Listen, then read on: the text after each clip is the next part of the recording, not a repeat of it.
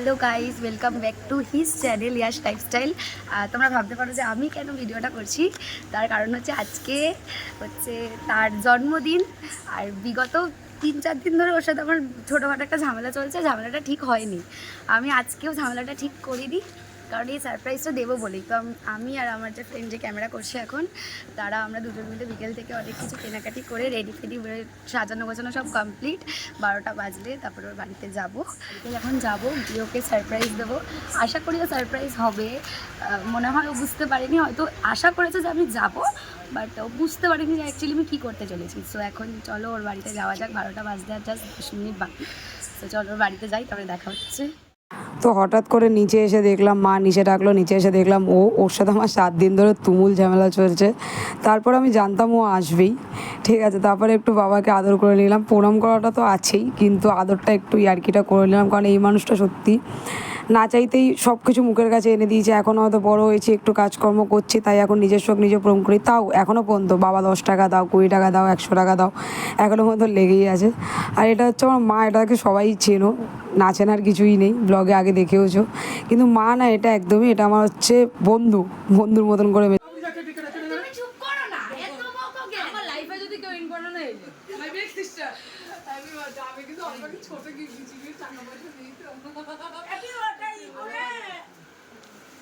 দিদির কাছে সারা বছরই কিছু নিয়ে আর কিছু নিয়েই আছি, তো ওর কাছে নেওয়া শেষ নেই, ঠিক আছে। তার জন্যেই ওকে বলেছিলাম যে একটা হাফ প্যান্ট একটা গেঞ্জি দিস, তো ওটাই ও দিয়েছে, ঠিক আছে, যেটা আমি দুপুরবেলা পরি। তারপরে হয়ে গেল অঙ্কিতার গিফট চলে আসলো, তো আমাকে বললো ওপেন কর।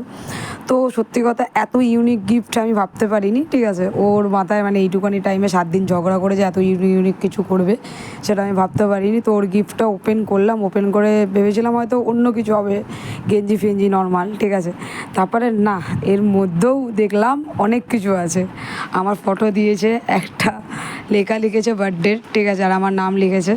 তো তারপরে ও বললো ওটা পড়ে নে, তারপরে আরও সারপ্রাইজ তৈরি আছে। তো চলো, তারপরে বাইরে বেরিয়ে দেখলাম, খুব সুন্দর ছিল জিনিসটা, ঠিক আছে। আমার সারপ্রাইজটা খুবই ভালো লেগেছিলো, গাড়িতে পুরো ডেকোরেশনটা করা ছিল। ওইটুখানি টাইমে যে ও এত কিছু করবে ভাবতে পারিনি।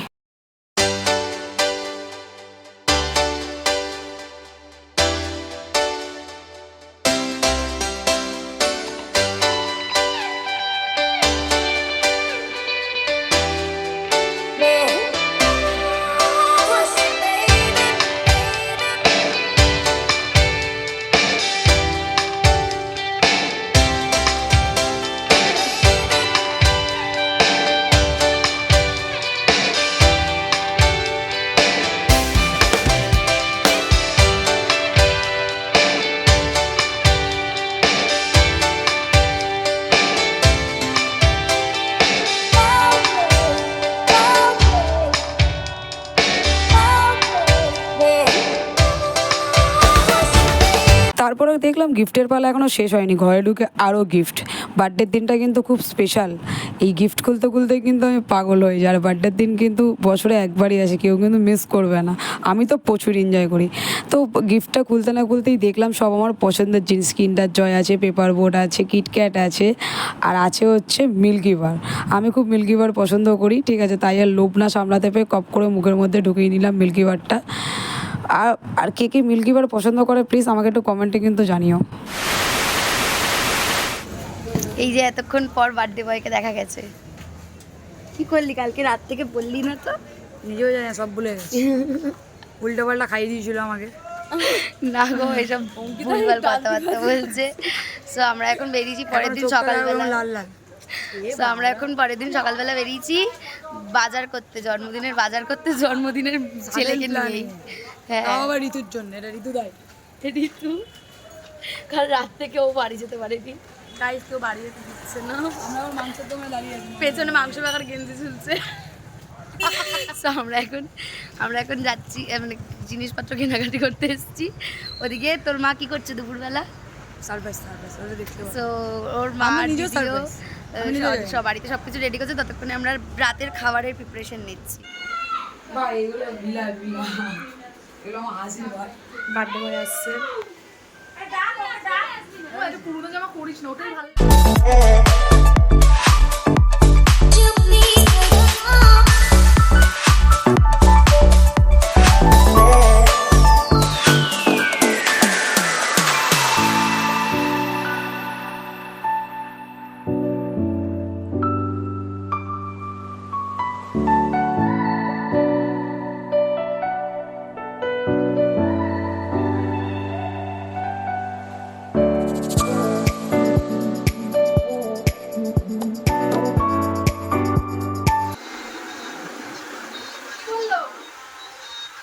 कभी कोई गॉक करता है ना बोलते